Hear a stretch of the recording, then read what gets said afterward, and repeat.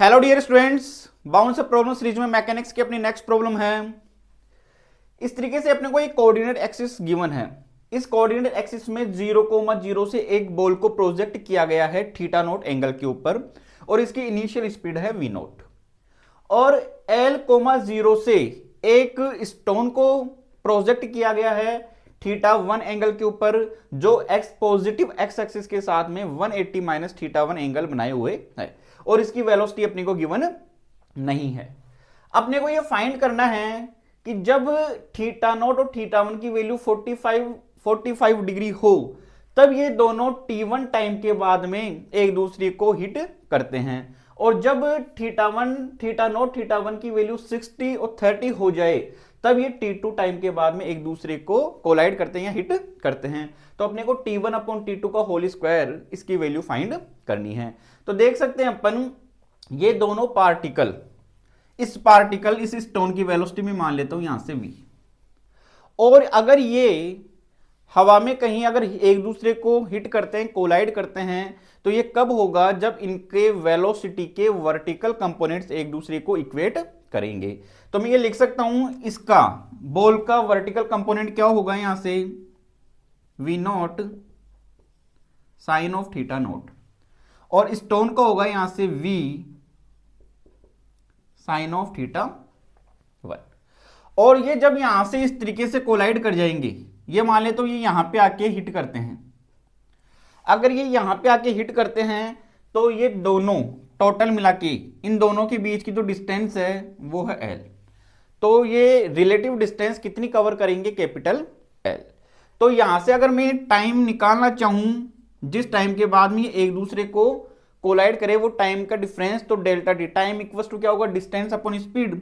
तो डिस्टेंस तो कितनी हुई इनकी टोटल L अपॉन स्पीड कितनी होगी, तो स्पीड का कौन सा कंपोनेंट लेना पड़ेगा अपने को हॉरिजॉन्टल कंपोनेंट। तो हॉरिजॉन्टल कंपोनेंट इसका तो होगा यहां से v not cos of theta naught और इसका यहां से हो जाएगा v cos ऑफ थीटा 1। अब अपने को फर्स्ट कंडीशन दी हुई है थीटा नॉट और थीटा 1 दोनों हैं 45 डिग्री। तो यहां से ये भी 45 होगा ये भी 45। इसका मीन्स ये हुआ कि v नॉट और v दोनों क्या हो गए एक दूसरे के इक्वल हो गए।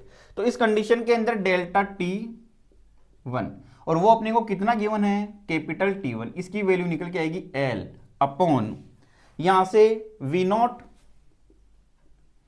कोस थीटा नोट कितना हो 45 तो इसकी वैल्यू 1/√2 प्लस ये कितना है v और v किसके इक्वल हो गए यहां से v नोट के, तो ये भी कितना हो v नोट और ये कोस थीटा 1 यानी 45 तो ये भी कितना हो यहां से 1/√2। तो यहां से अपने पास में t1 की वैल्यू निकल के आएगी यहां से √2L अपॉन 2v नोट। तो इसको मैं इस तरीके से लिख सकता हूं L/√2v नोट।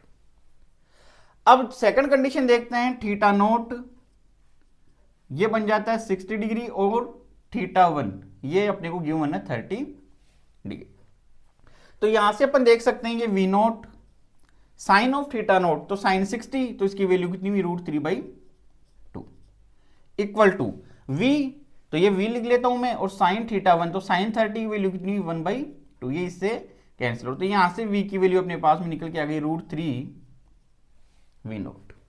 इस वैल्यू को अपन यहां पे देखते हैं तो डेल्टा t2 लिख लेता हूं मैं कितना निकल के आएगा L अपॉन v नोट तो ये तो हो गया v note cos theta naught तो थीटा नोट कितना है यहां से 60 डिग्री तो कोस 60 की वैल्यू कितनी हुई अपने पास में 1/2 प्लस v तो v की वैल्यू अपने निकाल ली यहां से √3v note into cos of theta 1 तो कितना है 30 तो कोस ऑफ 30 की वैल्यू √3/2 बन जाएगी यहां से।